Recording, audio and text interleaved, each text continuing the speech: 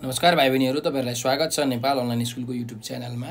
हाम्रो च्यानलमा तपाईहरुले कक्षा नर्सरीदेखि मास्टरसम्मका सबै विषयका सबै भिडियोहरू हेर्न सक्नुहुन्छ। त्यसको लागि युट्युबमा गएर अथवा फेसबुकमा गएर नेपाल अनलाइन स्कुल भनेर सर्च गर्नुहोला र आफूलाई चाहिएको भिडियो हेरेर चाहिँ धेरैभन्दा धेरै ज्ञान तपाईले लिन सक्नुहुन्छ। आफ्नो एक्जामलाई राम्रो बनाउन सक्नुहुन्छ। साथसाथै हाम्रो भिडियोलाई लाइक, सब्स्क्राइब र शेयर गर्न नबिर्सनुहोला। र आज चाहिँ हामी यो जुन एसई को नेपाली विषयको चाहिँ तपाईहरुलाई एक्जाममा जुन क्वेशनहरु सोधिएको छ ती क्वेशनहरुको एन्सरहरु चाहिँ लेख्ने, कसरी एन्सरहरु लेख्ने, ती प्रश्नहरुका उत्तरहरु के हुन्, हामी त्यस विषयमा छलफल गर्ने छौं। अब हामीले यो सेटको जुन व्याकरणको अभ्यास छ, यो व्याकरणको अभ्यास हामीले गरिसकेका छौं अगाडिको भिडियोमा। तपाईहरुले त्यो भिडियो हेर्न सक्नुहुन्छ है। भन्नुको मतलब हामीले यो प्रश्न नम्बर 9 सम्म गरिसकेका छौं। हामी चाहिँ यहाँ प्रश्न नम्बर 10 देखि सुरु गर्छौं है त। ल हेर्नुस्, प्रश्न नम्बर 10 मा के छ भने तलको गद्यांश पढी सोधिएका चाहिँ प्रश्नहरुको छोटो उत्तर देऊ भनेर भनेको छ। छोटो उत्तर दिनुपर्ने छ है त। पढौं। रुइतले तिलगंगा आँखा अस्पतालको स्थापना र रुइटेक्टोमीको आविष्कार गर्नुभन्दा पहिले नेपालमा कुल जनसंख्याको करिब 0.8% मानिसमा दृष्टिहीनताको समस्या थियो भने अहिले 0.4% मा झरेको छ। नेपालले आँखा उपचारको पहुँच ठाउँ-ठाउँमा पुर्याएको छ भने आँखा स्वस्थ राख्न जनचेतना फैलाउने काम पनि गरेको छ। उनको टोलीले घुम्ती शिविर मार्फत देशका सुगमदेखि विकट ठाउँसम्म स्वास्थ्य सेवा प्रदान गर्दै आएको छ।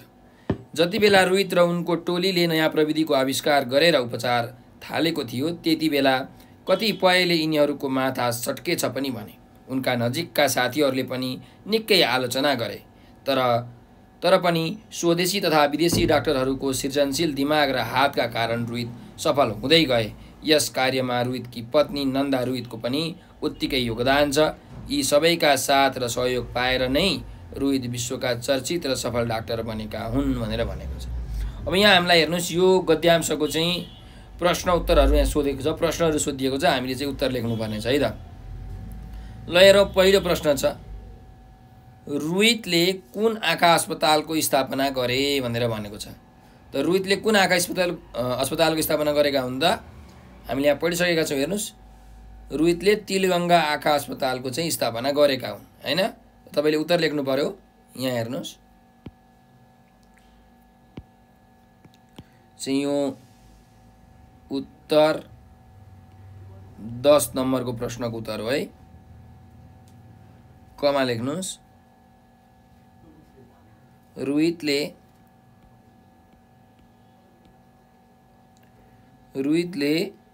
तिलगंगा आँखा अस्पतालको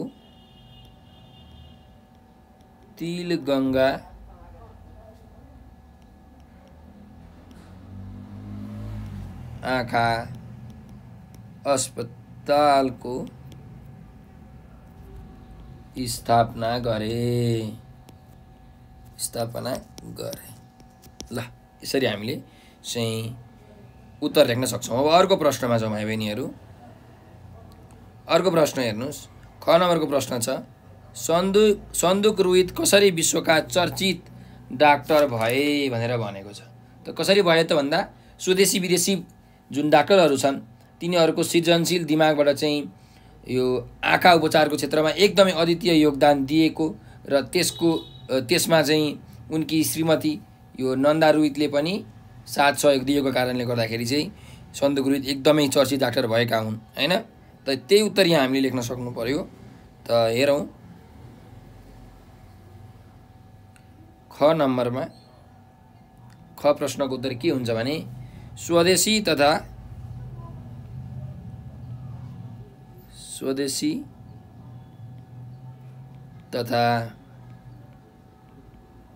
विदेशी डाक्टरहरूको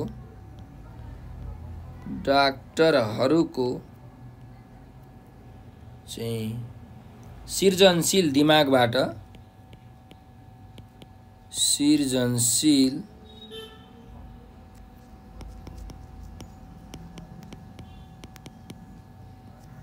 दिमागबाट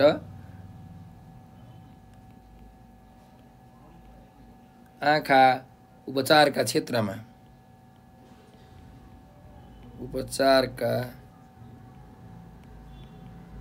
क्षेत्रमा अद्वितीय योगदान दिएका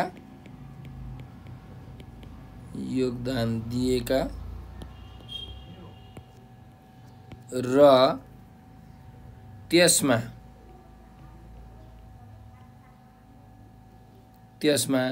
उनकी श्रीमती नन्दा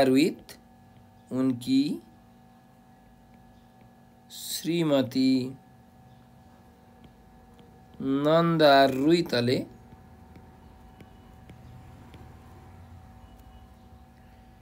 पनि साथ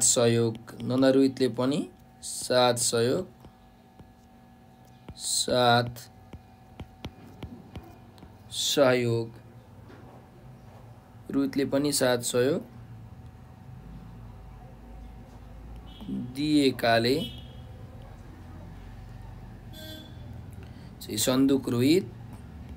सन्दुक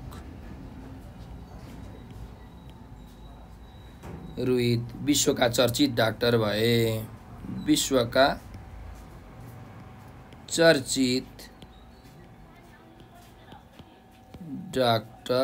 भए हो। यसरी तपाईहरुले उत्तर लेख्न सक्नुहुन्छ। ठीक छ ल। अब अर्को प्रश्नमा जाउँ। अर्को प्रश्न के छ हेर्नुस्। ग नम्बरको प्रश्न छ यहाँ। गद्यांशमा रेखाङ्कित वाक्यलाई मिश्र वाक्यमा परिवर्तन गर्नुहोस् भनेको छ। त यो गद्यांशमा यहाँ हेर्नुस्, यहाँ रेखाङ्कित वाक्य छ है। तपाईले हेर्नु भएको छ कि छैन? हो, यहाँ वाक्य छ है। ल, यी सबैका साथ र सहयोग पाएर नै रोहित विश्वका चर्चित र सफल डाक्टर बनेका हुन् भनेर भनेको छ। अब यसलाई हामीले मिश्र वाक्यमा परिवर्तन गर्नुपर्ने छ है। के हुन्छ यसको भन्दा जब रोहितले सबैको साथ र सहयोग पाए तब उनी विश्वका चर्चित र सफल डाक्टर बने। यसरी हामीले लेख्न सक्छौं। त लेख्नुस्, जब ग नम्बरमा है, जब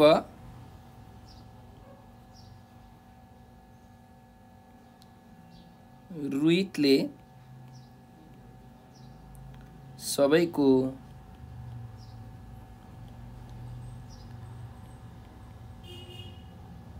साथ र सहयोग पाए तब उनी विश्वका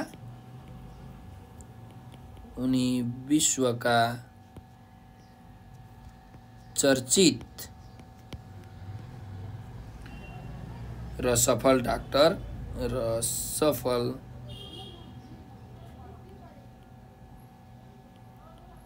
डाक्टर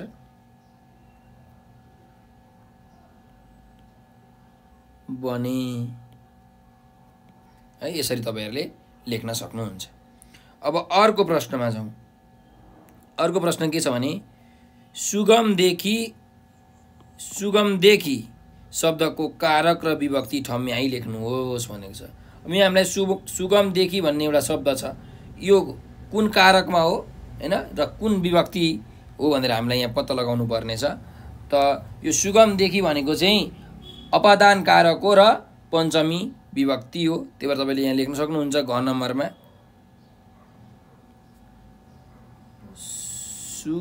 सुगमदेखि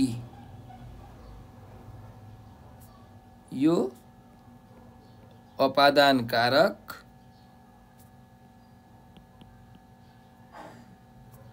र पञ्चमी विभक्ति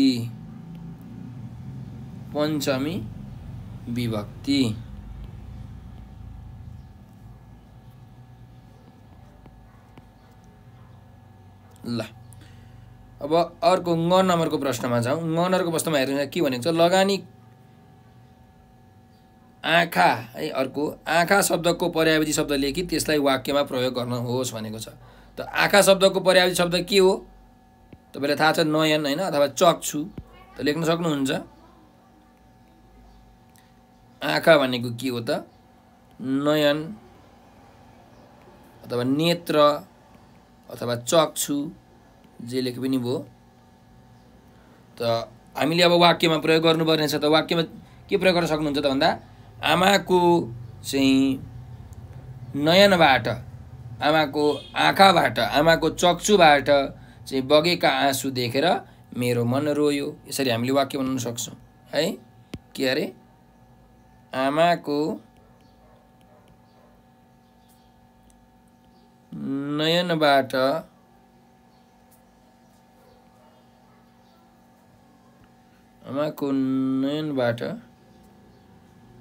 बगेको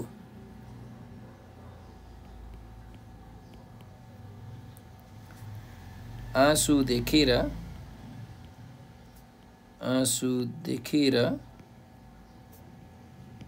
मेरो मन रोयो। हो यसरी तपाईहरुले यो अनुच्छेदको प्रश्नहरुको उत्तर लेख्न सक्नुहुन्छ है। 10 नम्बरको प्रश्नको उत्तर थियो। अब अर्कोमा जाउँ। 11 नम्बरको प्रश्नमा हेरौँ के भनिएको छ भन्दा तलको अनुच्छेद पढी सोधिएका प्रश्नहरुको उत्तर दिनुहोस् भनेर भनेको छ। त यहाँ हाम्रो अनुच्छेद एउटा दिएको छ 11 नम्बरमा हेर्नुस्। हामी पहिले अनुच्छेद पढौँ। भौगोलिक तथा प्राकृतिक रूपले लगानीका विविध क्षेत्रमा नेपाल उपयुक्त गन्तव्य रहेको भए पनि राजनीतिक रूपमा भने जोखिमपूर्ण देखिएको अनुभव गरिएको छ।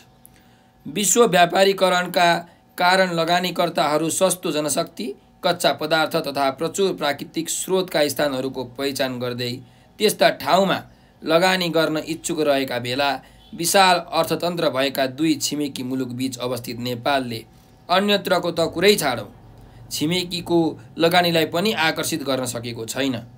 नेपालमा पूर्वाधार विकास, जलस्रोत पर्यटन, कृषि, शिक्षा, स्वास्थ्य लगायतका क्षेत्रमा बहुपक्षीय लगानीको प्रचुर सम्भावना रहेकाले त्यस अनुसारको वातावरण सरकारले मिलाउनु पर्ने देखिन्छ। लगानीका लागि प्राथमिक रूपमा आवश्यक पर्ने विद्युत तथा पूर्वाधारको विकास, वैदेशिक लगानी भित्रिने सम्भावना न्यून रहेको विगतका अनुभवबाट हामीले शिक्षा लिनै पर्छ। अर्कातिर राजनीतिक अस्थिरता र श्रमिकको बन्द हडताल, कानुनी प्रावधान तथा प्रशासनिक प्रक्रिया जस्ता कारणले नेपालमा लगानी गर्ने समस्या परेको कुरा लगानीकर्ताहरूको गुनासो पाइन्छ भनेर भनेको छ। त यहाँ हेर्नुस्, अब हामीलाई यो प्रश्नहरु दिएको छ। क नम्बरको प्रश्न पढौँ। कुन रूपमा नेपाल लगानीका लागि उपयुक्त गन्तव्य होइन भनेर भनेको छ। त कुन रूपका लागि भन्दा भौगोलिक तथा प्राकृतिक यो रूपका लागि चाहिँ रूपमा नेपाल चाहिँ लगानीका लागि उपयुक्त गन्तव्य होइन है। त्यही कुरा तपाईले यहाँ लेख्न सक्नु पर्यो उत्तरमा। यहाँ हेरौँ 11 नम्बरको उत्तर हो है यो। ल उत्तर पक्नुस् है त।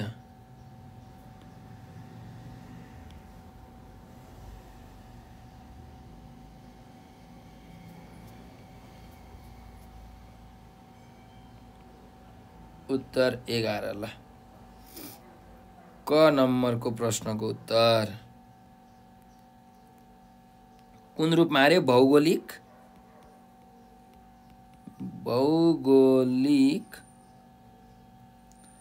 तथा प्राकृतिक चाहिँ रूपमा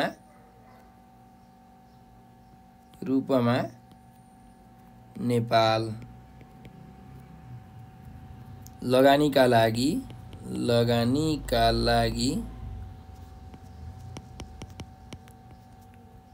उपयुक्त गन्तव्य होइन, यसरी लेख्न सक्नुहुन्छ। ठीक छ। ल अब ख नम्बरको प्रश्नमा जाउँ है त। के छ प्रश्नले भनेको नेपालमा चाहिँ लगानीका लागि समस्या पर्नुका कारणहरू के हुन् भनेर भनेको छ। त नेपालमा लगानीका जुन समस्याहरू छन् त्यो लगानीका समस्याहरू के कारणले गर्दा हुन् त भन्दाखेरि हेर्नुस्, यहाँ हामीले लेख्न सक्छौँ। तपाईले यहाँ हेर्नु होला। एकदम विशाल अर्थतन्त्र भएका दुई छिमेकी मुलुकहरू चाहिँ हाम्रो छेउछाउमा छन्, हो कि हैन।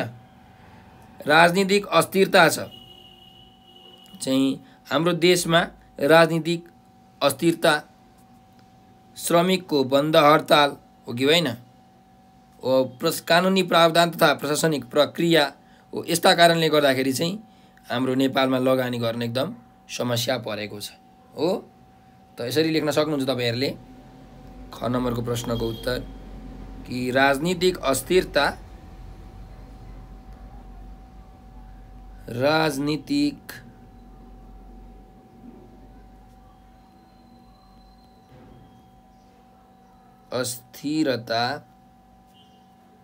त्यस्तै गरिकन श्रमिकको बन्द हडताल, श्रमिकको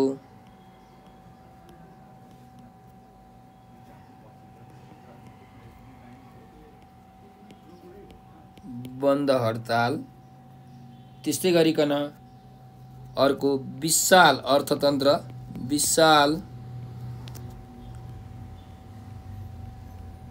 अर्थतन्त्र भएका चाहिँ छिमेकी मुलुकलाई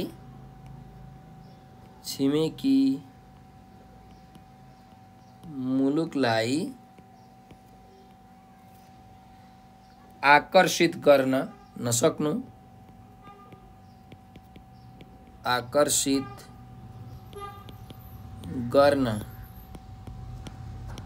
नसक्नु।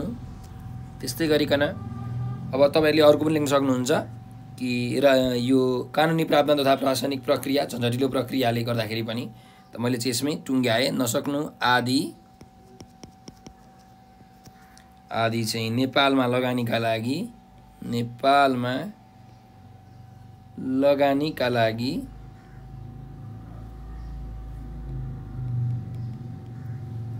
समस्या पर्नुका कारणहरू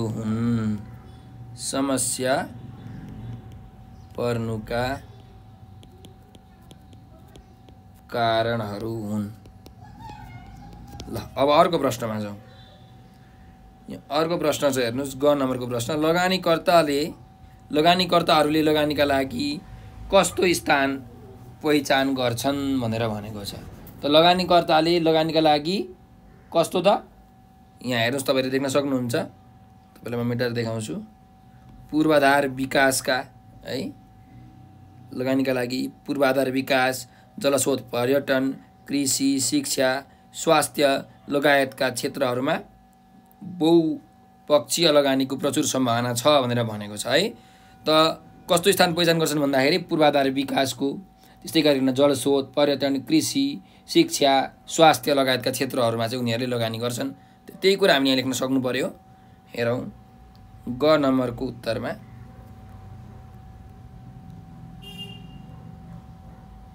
लेख्नुस् है त। लगानीकर्ताहरूले लगानीका लागि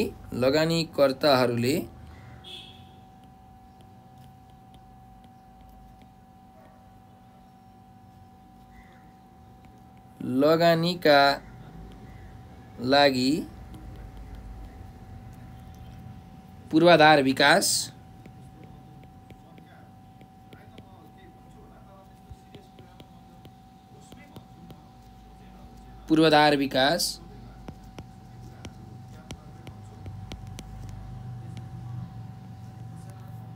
जलस्रोत हैन,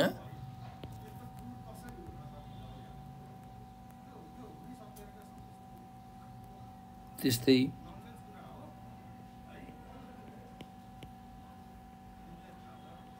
पर्यटन, कृषि,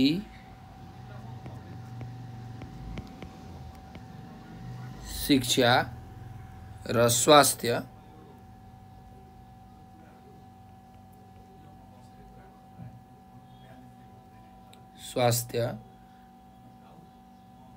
लगायतका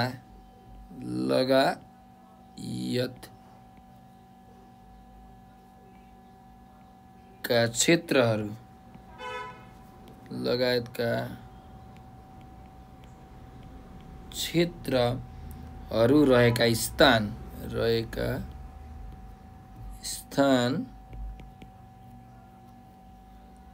पहिचान गर्दछन्।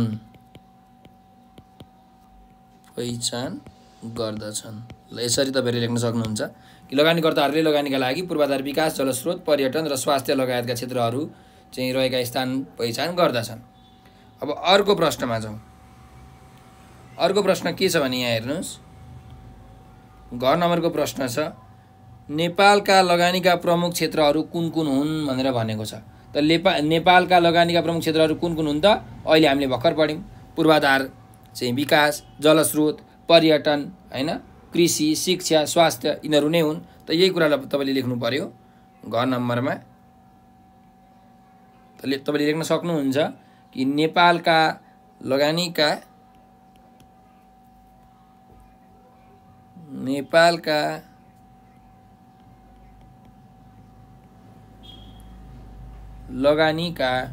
प्रमुख क्षेत्र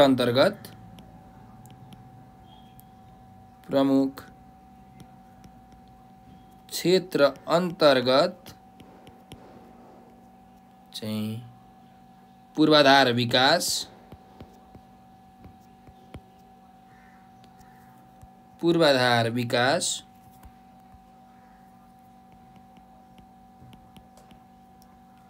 त्यस्तै शिक्षा,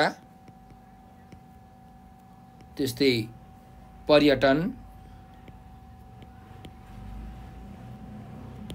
जलस्रोत, हैन, त्यस्तै गरिकन कृषि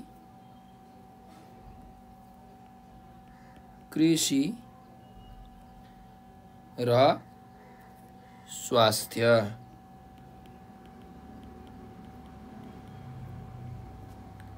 चाहिँ आदि पर्दछन्। हो, यसरी लेख्न सक्नुहुन्छ है त। ल अब अर्को प्रश्नमा जाउँ। 9 नम्बरको प्रश्नमा हेर्नु, लगानीकर्ताहरूको के कुरामा गुनासो छ भनेर हामीलाई प्रश्न छ है। लगानीकर्ताको के कुरामा गुनासो छ त? अब यहाँ लगानीकर्ताहरूले चाहिँ लगानी गर्छन्, लगानी गरिसकेपछि के हुँदो रहेछ भन्दाखेरि चाहिँ यो राजनीतिक अस्थिरता, श्रमिकहरूको बन्द हडताल, कानुनी प्रावधान तथा प्रशासनिक जुन प्रक्रिया हुन्छ, जुन झन्झट हुन्छ, हो यस्तो प्रकारको के छ त गुनासोहरू छ है लगानीकर्ताहरूको। तपाईँले यहाँ लेख्न सक्नुहुन्छ यसको उत्तर यसरी 9 नम्बरमा चाहिँ लगानीकर्ताहरूको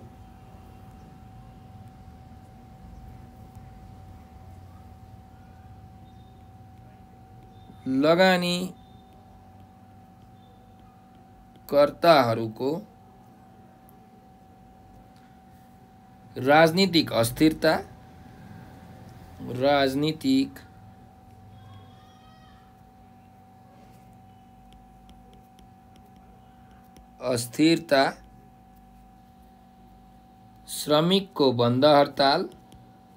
श्रमिकको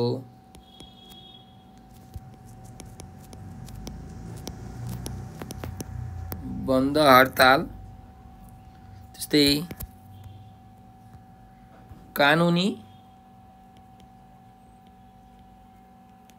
कानुनी प्रावधान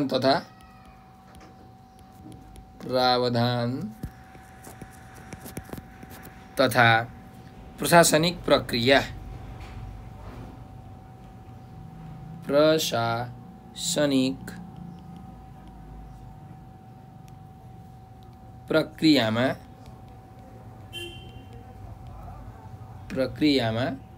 झन्झटिलोपन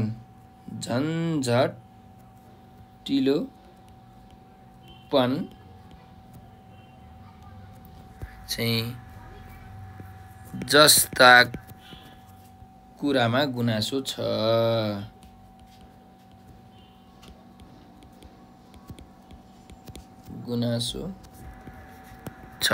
यसरी तपाईँले उत्तर लेख्न सक्नुहुन्छ है। लगानीकर्ताहरूको राजनीतिक अस्थिरता, श्रमिकको बन्द हडताल, कानुनी प्रावधान तथा प्रशासनिक प्रक्रियामा झन्झटिलोपन जस्ता कुरामा गुनासो छ। ल अब अर्को चाहिँ यो प्रश्नमा जाउँ। अर्को प्रश्न के छ हेर्नुहोस् है त। 12 नम्बरको प्रश्न छ यहाँ, तलको अनुच्छेद पढी 4 वटा बुँदा टिप्नुहोस् र 1/3 सारांश लेख्नुहोस् भनेर भनेको छ। त पहिला अनुच्छेद पढौँ, त्यसपछि हामी बुँदाहरू टिप्नुपर्छ है त।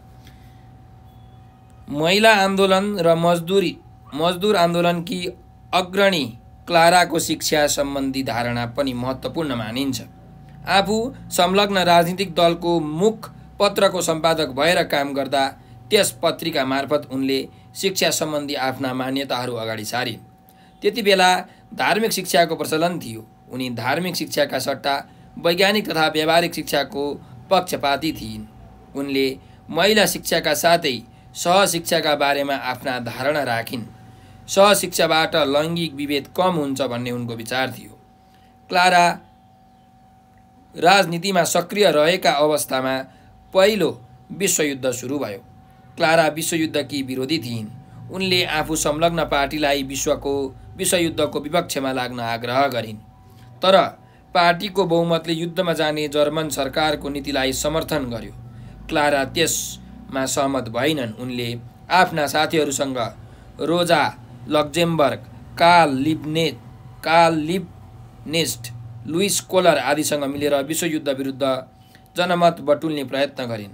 उनकै पहलमा सन् 1915 विश्वयुद्ध विरुद्ध अन्तर्राष्ट्रिय महिला शान्ति सम्मेलन भयो। उनले विश्वयुद्ध धनी राष्ट्रहरूको हतियार बेच्ने बहाना मात्र हो, यसले आम श्रमिकहरूको हित गर्दैन भन्दै युद्ध विरोधी अभियान चलाउने प्रस्ताव राखिन्। उनको प्रस्तावलाई सम्मेलनबाट पारित गरियो र त्यसले विश्वभर चर्चा पायो। यति हुँदाहुँदै पनि विश्वयुद्ध भइ छाड्यो। उनले युद्ध विरोधी आवाज उठाइरहन्। युद्धको विरोध गरेकाले उनलाई जर्मन सरकारले पक्रने, थुन्ने र यातना दिने काम गर्यो भनेर यहाँ हामीलाई यो अनुच्छेद दिएको छ। तब यसको चारवटा हामीले बुदाहरू टिप्नुपर्ने छ हैन, मुख्य बुदाहरू। त के बुदाहरू हुन सक्छन् भन्दाखेरि क्लारा जेटिकनको चाहिँ यो शिक्षा सम्बन्धी धारणाहरू आफू संलग्न राजनीतिक दलको मुखपत्र सम्पादनको काममा चाहिँ यो व्यक्त हुनु हैन भन्ने एउटा हामीले बुदा लेख्न सक्छौँ। ठिक छ। अथवा यसरी पनि लेख्न सक्नुहुन्छ, महिला आन्दोलन र मजदुर आन्दोलनकी अग्रणी क्लाराको शिक्षा सम्बन्धी धारणा महत्त्वपूर्ण हुनु हैन, एउटा चाहिँ यो बुदा लेख्नुहोस्। यही बुदा लेखौँ हामी। उत्तर नम्बर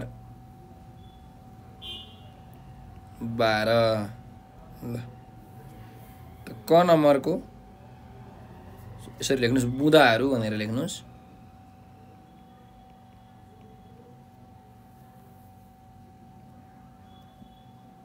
ल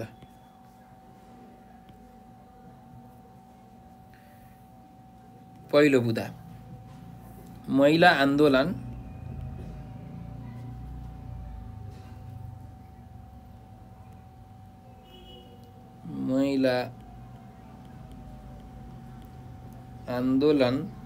र मजदुर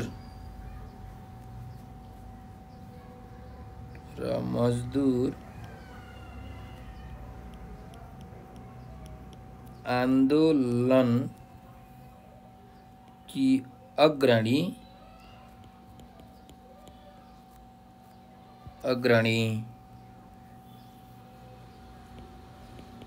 क्लारा को शिक्षा संबंधी धारणा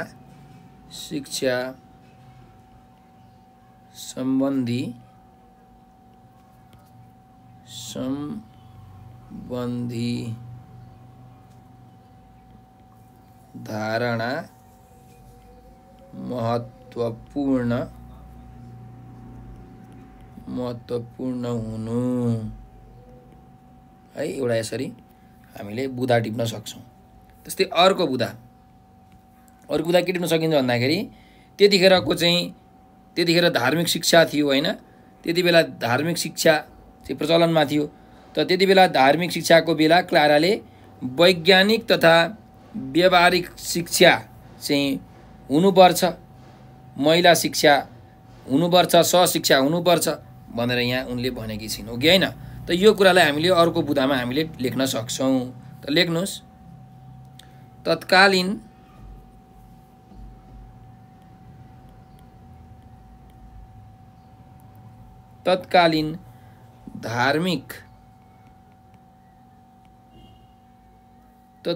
धार्मिक शिक्षाका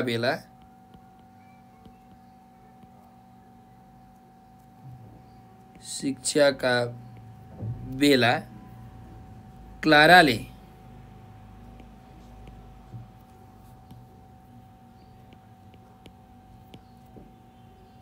क्लाराले वैज्ञानिक तथा व्यावहारिक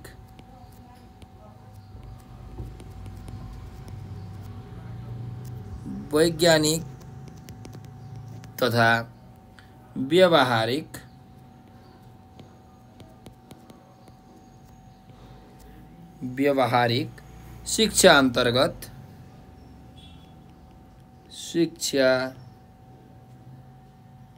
अन्तर्गत चाहिँ महिला शिक्षा र सहशिक्षाका बारेमा महिला शिक्षा र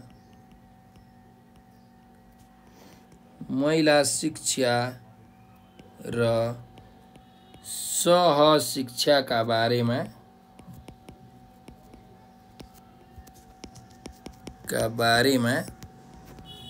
चाहिँ धारणा राख्नु,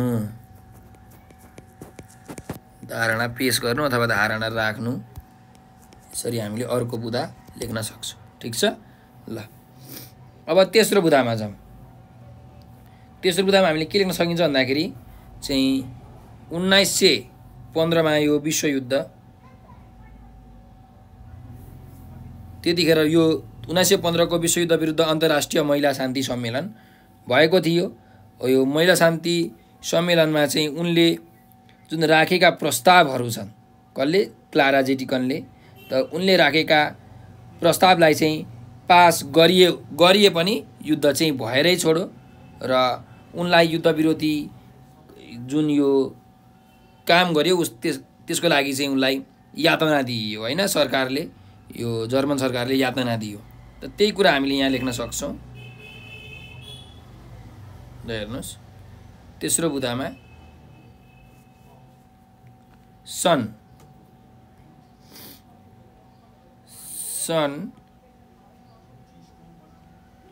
1915 मा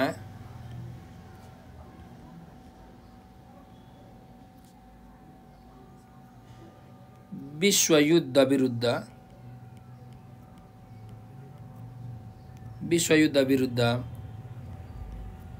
अन्तर्राष्ट्रिय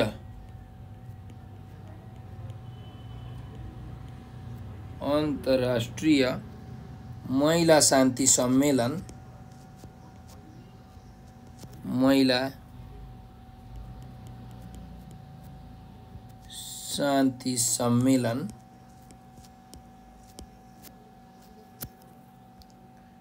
क्लाराले राखेको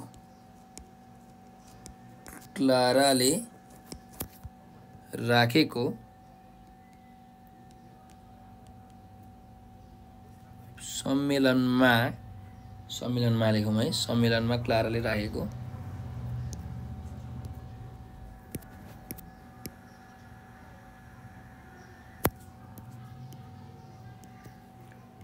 सम्मेलनमा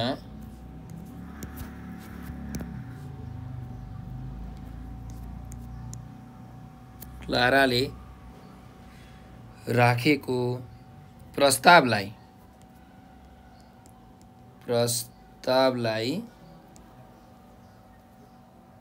पास गरिए पनि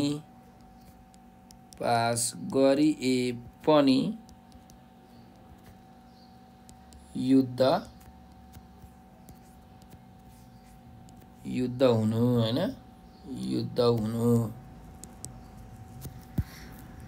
र उनलाई युद्ध विरोधीको रूपमा चाहिँ सरकारले यातना दिनु भनेर पनि हामीले बुदा यो लेख्न सक्छौँ। अर्को बुदा भने के लेख्न सक्छौँ भन्दाखेरि चाहिँ विश्वयुद्धकी विरोधी क्लाराले चाहिँ आफ्नो पार्टीलाई युद्धका विपक्षमा रहनु भनेकी थिइन्, हो कि होइन?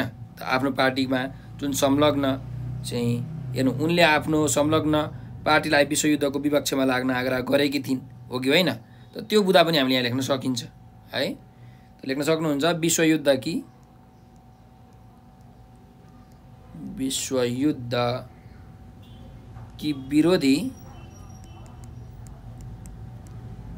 विरोधी क्लाराले चाहिँ आफ्नो पार्टीलाई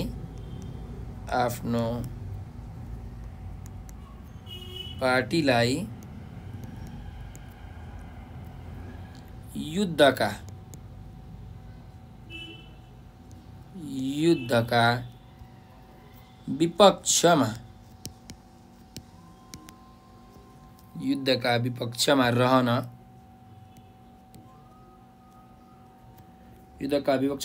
भने पनि लागू नहुनु है, लागू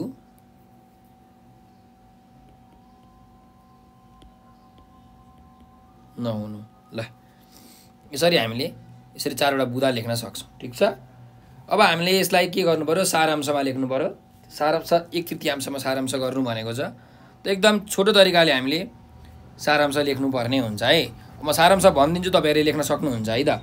अब के लेख्नु भन्दाखेरि यसमा चाहिँ सारांशको त एउटा कुनै हामीले शीर्षक पनि दिनुपर्ने हुन्छ है त। त्यसैले एउटा शीर्षक दिनुस् यहाँ सारांशको कि क्लाराको अग्रगामी विचारहरू भनेर दिन सक्नुहुन्छ है त।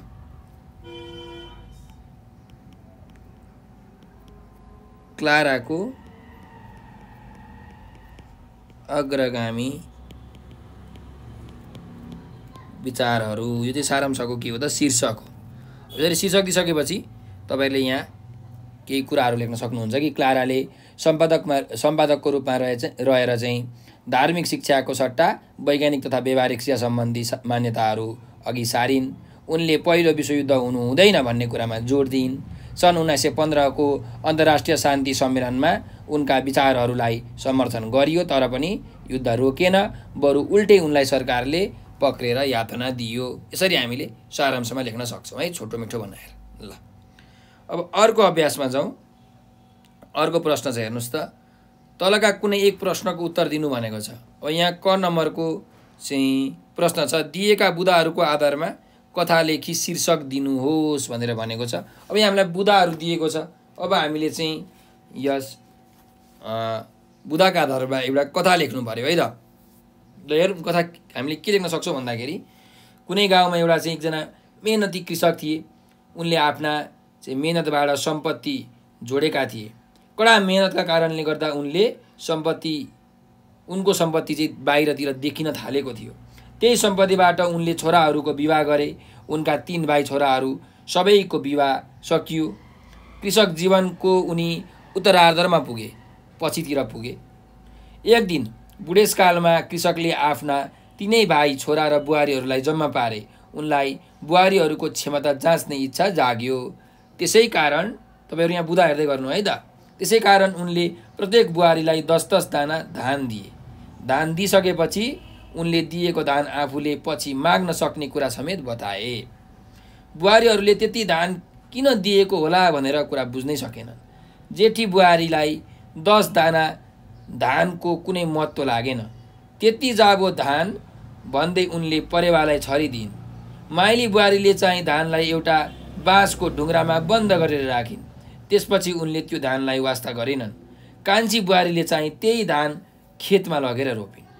किसान बुढाले 5 वर्षपछि एक दिन पहिले जस्तै सबै छोरा बुहारीहरूलाई एकै ठाउँमा बोलाए। उनले आफूले पहिले दिएको धान बुहारीहरूसँग माग्न थाले। जेठी बुहारीले आफ्नो भकारीबाट 10 दाना धान ल्याएर दिइन्। माइली बुहारीले त्यही पुरानो ढुङ्ग्राबाट किरा लागिसकेको धान ल्याएर दिइन् भने कान्छीले चाहिँ खेतमा फलाएको धानबाट 10 पाथी धान ल्याएर दिइन्। बुढा कृषकले कान्छी बुहारीको बुद्धिको खूब प्रशंसा गरे।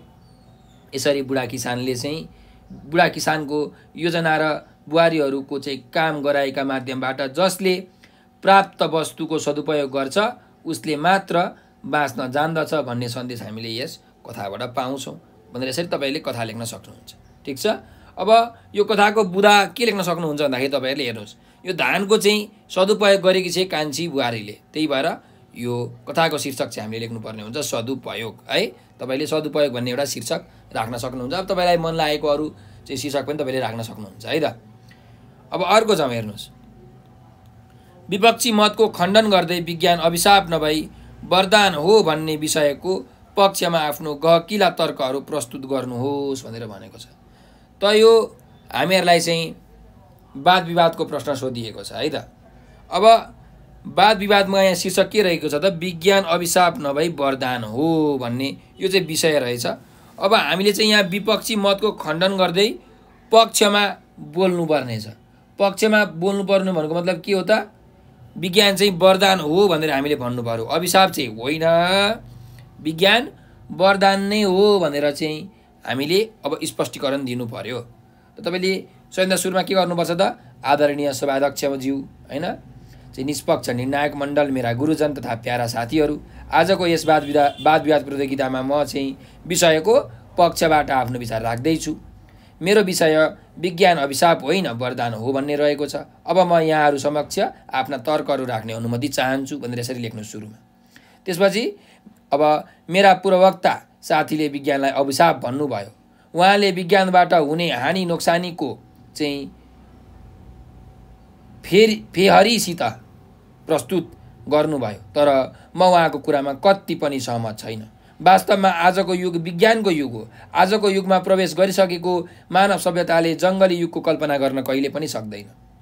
सभापति महोदय, आजको मानिस विज्ञान बिना एकछिन पनि बाँच्न नसक्ने अवस्थामा पुगिसकेको छ। विज्ञानको उन्नतिकै कारणले आज मानिसले रोगको शिकार हुनु परेको छैन। यति मात्र कहाँ हो र? आज संसार कसैका लागि टाढा भएको छैन। मानव सभ्यतालाई उन्नतिको शिखरमा पुर्याउने र संसारलाई झिलिमिली पार्ने विज्ञानलाई अभिशाप भन्नु त दाखलाई अमिलो छ भन्नु जत्तिकै हो। मानव मस्तिष्कको उपलब्धि मध्येको सबैभन्दा महत्त्वपूर्ण उपलब्धि विज्ञान हो र यसलाई अभिशाप होइन वरदान ठान्नुपर्छ। मानव जीवनलाई क्षण क्षणमा सेवा पुर्याउने विज्ञानको देनलाई सबैले स्वीकार्नै पर्छ जस्तो मलाई लाग्छ। त हामीले प्रयोग गर्ने, घरमा प्रयोग गर्ने होस् अथवा चाहिँ कुनै संस्थामा प्रयोग गर्ने विभिन्न प्रकारका मेसिनहरू, मोबाइल, टेलिफोन होइन, अनि घर, गाडी, कार, मोटरसाइकल, यी सबै वस्तुहरू विज्ञानकै देन हुन्। त्यसैले विज्ञान अभिशाप नभई वरदान हो भन्दै मेरा भनाइ म यहीँ पुरा गर्न चाहन्छु, धन्यवाद भनेर तपाईँहरूले यसरी लेख्न सक्नुहुन्छ। ठिक छ ल। अब अर्कोमा जाउँ। अर्को प्रश्न छ, हेर्नुहोस्, कुनै एक उदाहरणको सप्रसङ्ग व्याख्या गर्नुहोस् भनेर भनेको छ प्रश्न नम्बर 14 मा। त यहाँ हामीलाई दुईटा उदाहरण दिएको छ। हेर्नुहोस्, संसारमा त्यस्तो स्वर्गभन्दा पनि उत्तम ठाउँ भनेको जन्मभूमि हो भनेर यो हामीलाई उदाहरण दिएको छ। अब यो उदाहरण भनेको हामीलाई चाहिँ यो जन्मभूमि भन्ने जुन कथा छ, हाम्रो कक्षा 10 को पहिलो कथा छ जन्मभूमि हो, त्यो कथाबाट दिएको, यो पौराणिक कथाबाट चाहिँ यो उदाहरण आएको। अब यसलाई व्याख्या गर्दाखेरि तपाईँले सुरुमा के गर्नुपर्छ भन्दाखेरि अलिकति यो जुन कथा छ, यो कथा कस्तो खालके कथा हो, यो कुन कथाबाट लिएको उदाहरण हो, अनि यो कुन प्रसङ्गमा चाहिँ यो उदाहरण, यो वाक्य भनिएको हो त्यो कथामा होइन, त्यो कुरा तपाईँहरूले व्याख्या विश्लेषण गर्नुपर्ने हुन्छ भने अब यो जुन वाक्य छ यो वाक्यलाई चाहिँ हामीले व्याख्या गर्नुपर्ने हुन्छ। त्यसपछि चाहिँ है त माथि दिएको एकदमै अत्यन्त सारगर्भित भनाइ कक्षा 10 को नेपाली पुस्तक अन्तर्गतको चाहिँ जन्मभूमि भन्ने शीर्षकको पौराणिक विषयवस्तुमा आधारित कथाबाट उदाहरण गरिएको हो। रामका भाइ लक्ष्मण सुनले बनेको सुन्दर लङ्का सहर देखेर ज्यादै लोभिए। उनले दाजु रामलाई यस्तो वैभवले भरिपूर्ण लङ्काको राजा भई स्वर्गीय आनन्द लिन अनुरोध गरे। भाइको यही अनुरोधलाई जवाब दिने क्रममा चाहिँ रामले उक्त अंश भनेका हुन्। शास्त्रमा वर्णन गरिए अनुसार स्वर्गमा सुखै सुख छ। मरेपछि मानिसहरू स्वर्ग जाने चाहना गर्छन्। राम संसारमा त्यस्तो स्वर्गभन्दा पनि उत्तम ठाउँ भनेको जन्मभूमि हो भन्ने विचार अघि सार्दछन्। अर्थात् उनलाई स्वर्गीय आनन्द पाउने लङ्काको राजा हुनुभन्दा आफ्नै जन्मभूमि चाहिँ उनलाई उत्तम लाग्छ। उनले आफूलाई जन्म दिने आमा र जन्मभूमि स्वर्गभन्दा पनि महान हुन्छन् भनी बताएका छन्। निश्चय नै जन्म दिने आमा सबैका लागि आदरणीय र प्यारी हुन्छन्। आमाप्रति कुनै पनि सन्तानले घृणा गर्न सक्दैन। त्यस्तै आफ्नो जन्मभूमि पनि सबैका लागि महान र प्यारो हुने गर्छ।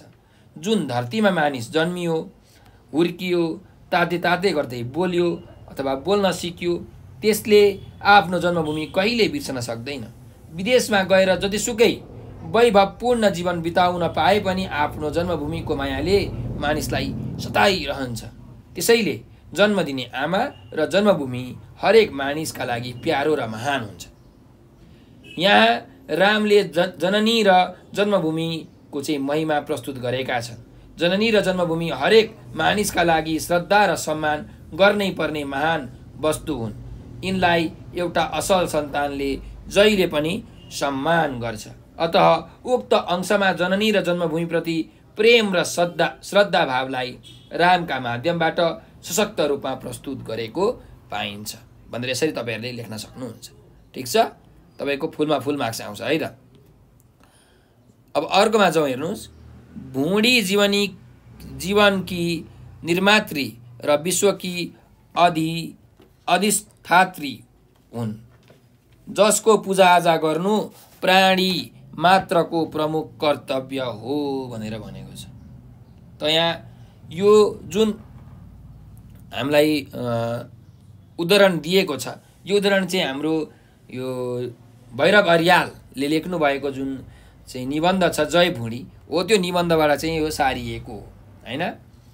त अब यसको भुँडी जीवनकी चाहिँ निर्मात्री र विश्वकी अधिष्ठात्री हुन्, जसको पूजाआजा गर्नु प्राणी मात्रको प्रमुख कर्तव्य हो भनेर यहाँ एउटा वाक्य दिएको छ। त यसलाई हामीले फेरि व्याख्या गर्नु पर्यो त अहिलेको जस्तै के अरे, प्रस्तुत गद्यांश हास्य व्यङ्ग्य निबन्धकार भैरव अर्यालद्वारा लिखित जय भुँडी निबन्धबाट उद्धृत गरिएको। अब निबन्धकारको चाहिँ जन्म मृत्यु पनि तपाईहरुले लेख्न सक्नुहुन्छ त्यहाँ हैन। चाहिँ 1993 देखि 2033 सालसम्म बाँच्नु भएको थियो भैरव अर्याल।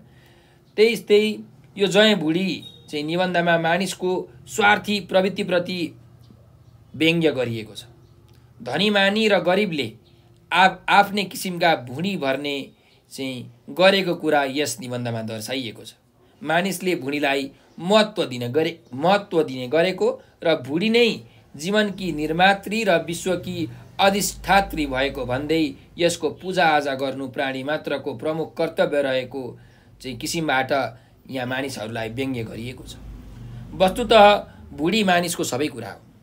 यो मानिसको अस्तित्वसँग जोडिएको हुन्छ। यसले मान्छेको जीवन निर्माण गर्छ।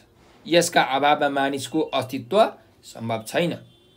भुँडी पूजाकै लागि ठुल्ठुला सङ्घर्ष भए मान्छेले विजय हासिल गरेर आफ्नो अस्तित्व स्थापित गर्यो। त्यसैले भुँडी विश्वकी अधिष्ठात्री वा आराध्य देवी बनेकी छन् भन्ने लेखकको ठहर छ। मान्छेका लागि आराध्य देवी समान बन्न पुगेको भुँडीको पूजाआजा गर्नु मानिस मात्रको कर्तव्य हुन आएको छ। आज मान्छे भुँडीकै कारण सङ्घर्ष गर्छ, आपसमा झगडा गर्छ, काटमार गर्छ। यसकै कारण समाजमा असमानता व्याप्त रूपमा फैलिएको छ। मानिस त्यस्तो असमानता हटाउनेतिर लाग्नुभन्दा त्यसको मलजल गर्नेतर्फ उन्मुख भएको छ। असमानतालाई बढावा दिनु नै उसले आफ्नो कर्तव्य ठान्न थालेको छ। त्यसैले निबन्धकार असमानताका पूजक बन्न नबिर्सौँ भन्दै तीखो व्यङ्ग्य गर्छन्।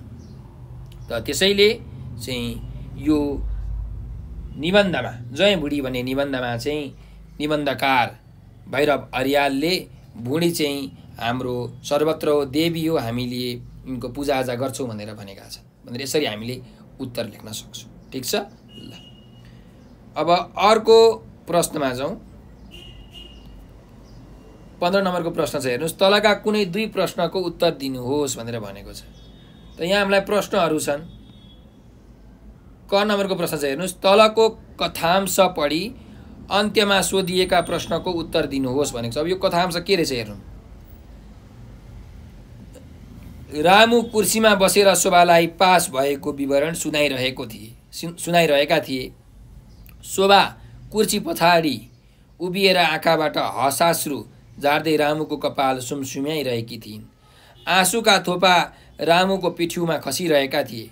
एउटा साधारण गरिबका छोराले सफलताको साथ एमएससी पास गरेको सुनेर सबैले प्रशंसा गरे।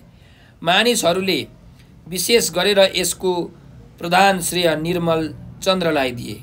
महिनाको 60 रुपियाँ खाने भाषा पाठशालाको एउटा मामुली अध्यापकले भाइ उसमा पनि सौतेनी भाइलाई आफ्नो अनुपम त्याग र तपस्याद्वारा यत्रो उच्च शिक्षा दिलाए भनेर इष्टमित्र सबैमा खुब चर्चा भइरहेको थियो भनेर यसरी हामीलाई एउटा अनुच्छेद दिएको छ हैन। यो चाहिँ हाम्रो कक्षा 10 को यो जुन एउटा यो कथा छ त्यो कथाबाट लिएको हो हैन। प्रत्यागमन भन्ने कथा छ, त्यो कथाबाट यो अनुच्छेद लिएको छ। त हेरौँ, यहाँ प्रश्नहरू छन्, दुईटा प्रश्नहरू छन् है। निर्मलको किन प्रशंसा गरियो भनेर हामीलाई यहाँ प्रश्न दिएको छ। त निर्मलको किन प्रशंसा गरियो, तपाईँले यसको अलिकति चाहिँ पाठको आधारबाट लामो तरिकाले उत्तर दिन सक्नुहुन्छ हैन। अब यो निर्मलको प्रशंसा गर्नु भनेको यो प्रत्यागमन कथा हो, त प्रत्यागमन कथाको अलिकति तपाईँले ब्याकग्राउन्ड पनि लेख्न सक्नुहुन्छ है त। प्रत्यागमन कथाभित्र एक सक्रिय पुरुष पात्रको नाम चाहिँ के हो त, निर्मल हो। उनी साधारण गरिब परिवारका सदस्य हुन्। उनले रामुलाई अभिभावकत्व प्रदान गरी आफ्नै घरमा राखेर पढाएका छन्।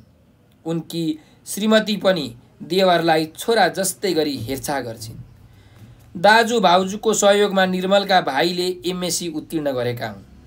भाषा पाठशालाका सामान्य जागिरे निर्मलकै त्याग र देनका कारण रामुले उच्च शिक्षा हासिल गरेका छन्।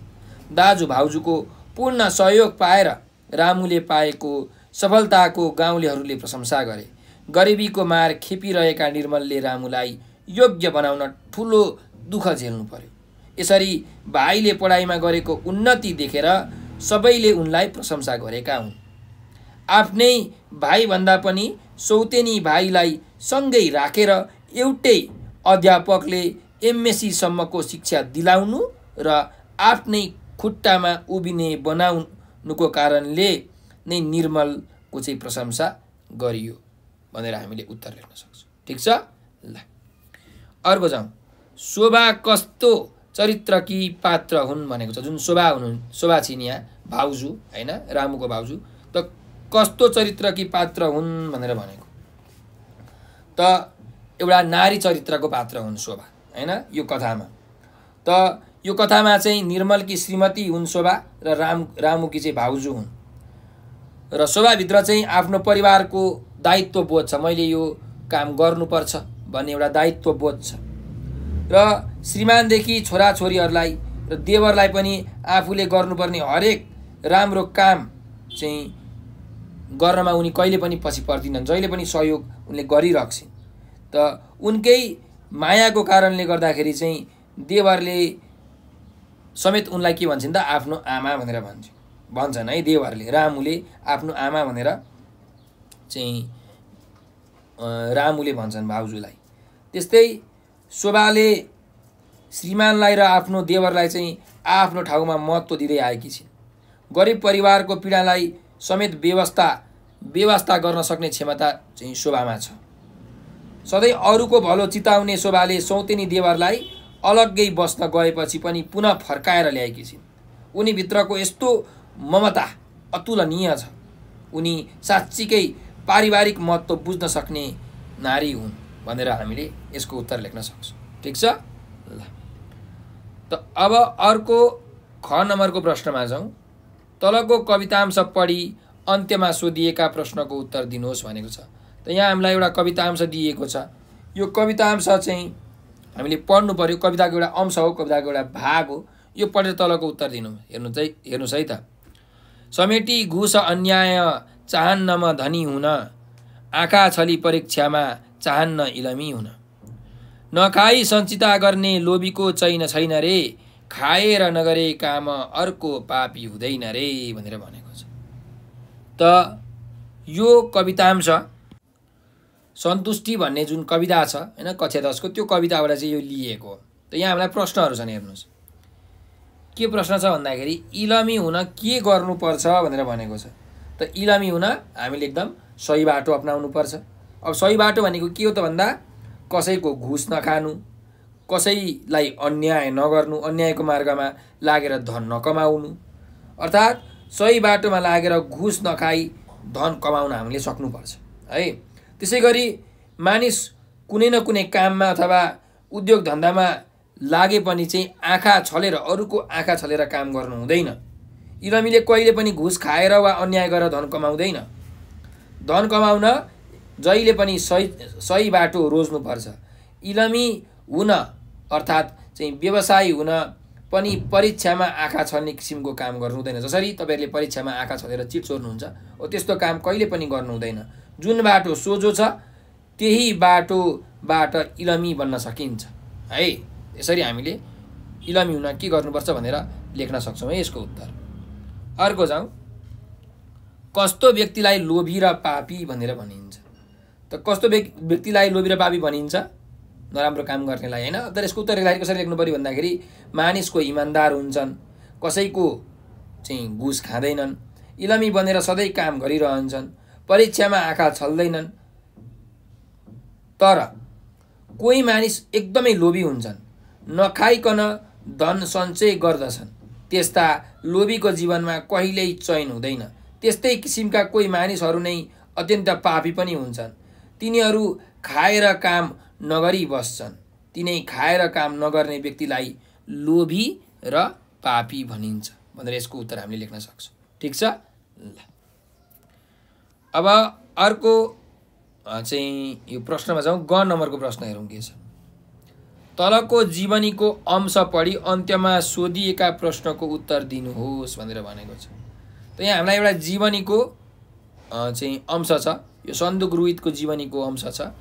त हेरौँ, बाल्यकालमा सन्दुक निकै चञ्चले स्वभावका थिए, तर त्यहाँको बसाइले उनको जीवन सङ्घर्षशील बन्न पुग्यो।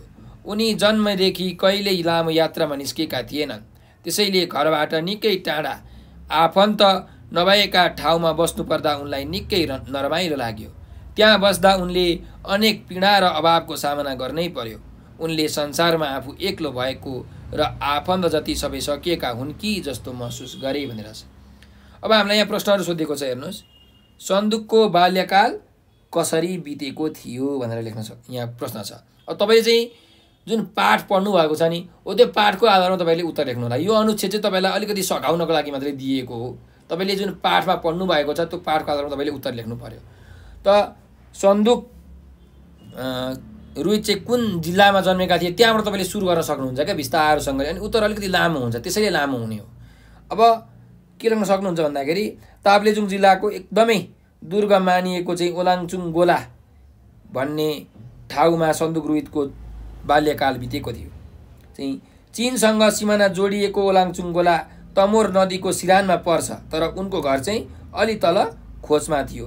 त्यही होचो ठाउँमा उनी प्रत्येक बिहान डाँडा पाखा रातै फुलेका फुलहरू हेरेर मुग्ध हुन्थे र सेताम्मे सेतो देखिने हिमालहरू हेरेर रमाउँदै आमा बुवा र साथीभाइसँग चाहिँ बेरोकटोक खेल्ने र रमाउने गर्थे। त यसरी रुहितको बाल्यकाल असाध्यै रमाइलो र लोभलाग्दो थियो। उनी पढ्नका लागि दार्जिलिङ गएपछि भने उनको जीवन एकदमै सङ्घर्षशील बन्न पुग्यो, एकदमै सङ्घर्षमय बन्न पुग्यो। उनले परदेशमा बस्दा अनेकौँ दुःख कष्ट भोग्नु पर्यो। यसरी सन्दुकको बाल्यकाल चाहिँ दुःखै दुःखमा बितेको थियो भनेर हामीले उत्तर लेख्न सक्छौँ। ठिक छ ल। अर्को प्रश्नमा जाउँ। सन्दुकले किन आफू एक्लो भएको महसुस गरे भनेर भनेको छ। त सन्दुक ताप्लेजुङ जिल्लाको दुर्गम क्षेत्र ओलाङचुङ गोलामा जन्मिएका थिए हैन। उनी बाल्यकालमा एकदमै चञ्चले स्वभावका थिए। कहिले पनि घरबाट बाहिर ननिस्केका सन्दुकले पढ्नका लागि नयाँ नयाँ ठाउँमा जानुपर्ने अवस्था आयो। दार्जिलिङमा उनका कोही आफन्त पनि थिएनन्। घरबाट टाढा बस्नुपर्दा उनलाई एकदमै नरमाइलो लाग्न थालेको थियो। उनले अभाव र पीडा समेत बेहोरिरहनु पर्यो। संसारमा आफू एक्लो भएको र आफ्ना सबै सकिएका हुन् कि भन्ने विचारहरू उनलाई आउन थाले। त्यसैले घरबाट टाढा बस्नुपर्दा सन्दुकले आफू एक्लो भएको महसुस गरे भनेर हामीले लेख्न सक्छौँ। ठिक छ यसको उत्तर ल। अब अर्को प्रश्नमा जाउँ। 16 नम्बरको प्रश्न छ, हेर्नुहोस्। प्रत्येक व्यक्ति भुँडीको एक अवतार हो भन्ने भनाइप्रति तपाईँको सहमति वा असहमति के छ, तर्क दिनुहोस् भनेर भनेको छ। त यो हाम्रो जोइ बुढीबाट यो हामीलाई एउटा विवेचनात्मक जस्तो उत्तर, विवेचनात्मक प्रश्न हामीलाई सोधिएको छ। त यो प्रत्येक व्यक्ति चाहिँ भुँडीको एउटा अवतार हो, यो भनाइ तपाईँ सहमत हुनुहुन्छ कि असहमत हुनुहुन्छ भनेर भनेको छ। यो 4 मार्क्समा 4 नम्बरमा हामीलाई यो सोधेको छ है। अब तपाईँ यो विचारमा सहमत हुनुहुन्छ कि असहमत हुनुहुन्छ त तपाईँको तर्क दिनु पर्यो है त। त तपाईँले के लेख्न सक्नुहुन्छ भन्दाखेरि यो प्रत्येक व्यक्ति भुँडीको एक अवतार हो भन्ने जुन भनाइ छ, यो भनाइप्रति मेरो चाहिँ एकदम पूर्ण सहमति छ। किनकि प्रत्येक व्यक्तिसँग त भुँडी हुन्छ हो, र र जन्मिने बित्तिकै उसले आफ्नो भुँडी लिएर आएको हुन्छ। त त्यही भुँडी आफ्नो भुँडी पूजाको लागि चाहिँ मान्छेले गर्ने नगर्ने सबै कामहरू गर्छ हैन, गर्न हुने गर्न नहुने कामहरू गर्छ। समाजमा चाहिँ विसङ्गति बढाउन र यो असमानता चाहिँ सिर्जना गर्न भुँडीको एकदमै ठुलो हात छ। मान्छेले आफ्नो भुँडीको निम्ति हेर्नुहोस् त अरू कसैलाई पनि हेर्दैन हैन, मै खाऊँ मै लाऊँ सुख सहेला मोज मै गरौँ मै हाँसु मै बाँचु मनोरञ्जन सभा दुर्वालाहरू, मेरै मात्रै उन्नति होस् मेरै मात्रै प्रगति होस्, मैले चाहिँ कसरी पैसा कमाउने, कसरी आफ्नो भुँडीको सेवा गर्ने हैन। अब त्यो आफ्नो भुँडीको सेवा गर्नको लागि चाहिँ उसले अरू मानिसहरूमा चाहिँ शोषण दमन गर्छ, अरू मानिसहरूलाई शोषण गर्छ, अत्याचार गर्छ, अन्याय गर्छ, असमानतालाई उसले निम्त्याउँछ आफ्नै भुँडीको कारणले गर्दाखेरि। त्यही भएर चाहिँ हरेक मान्छेलाई एउटा भुँडीको अवतार हो भनेर हामीले भन्न सक्छौँ। यसरी तपाईँले यसको उत्तर मजाले लेख्न सक्नुहुन्छ है त। अब अर्को प्रश्नमा जाउँ। कुनै एक प्रश्नको लामो उत्तर दिनुहोस् भनेको छ। त क नम्बरमा हेर्नुहोस्, तलको कथांश पढी अन्त्यमा सोधिएको प्रश्नको लामो उत्तर दिनुहोस् भनेर भनेको छ। त यो कथांश के छ भने मानिसहरू मरेपछि स्वर्ग जान चाहन्छन्। भाइ लक्ष्मण संसारमा स्वर्गभन्दा पनि उत्तम ठाउँ भनेको जन्मभूमि हो। मेरो विचारमा जन्नी र जन्मभूमि स्वर्गभन्दा पनि महान छन्। यो भनाइ चाहिँ यहाँ रामले भनेका थिए है यो जन्मभूमि भन्ने कथामा। त प्रश्न के दिएको छ भन्दाखेरि हेर्नुहोस्, जन्मभूमि कथाले जन्मभूमिप्रतिको कर्तव्यलाई कुन रूपमा प्रस्तुत गरेको छ उल्लेख गर्नुहोस् भनेर भनेको छ। त जुन यो कथा छ यो कथामा चाहिँ आफ्नो जन्मभूमिप्रतिको कर्तव्यलाई कसरी प्रस्तुत गरिएको छ त, यो कुरा हामीले व्याख्या विश्लेषण यहाँ लामो उत्तर लेख्नुपर्नेछ। त यसको उत्तर लेख्दाखेरि तपाईँले यो जुन जन्मभूमि भन्ने कस्तो खालके कथा हो हैन त्यसको विषयमा अलिकति तपाईँले जानकारी दिन सक्नुहुन्छ र यो विषयमा आएका प्रसङ्गहरू के कस्ता छन् त त्यसको विषयमा पनि तपाईँले चाहिँ यहाँ चर्चा गर्न सक्नुहुन्छ है।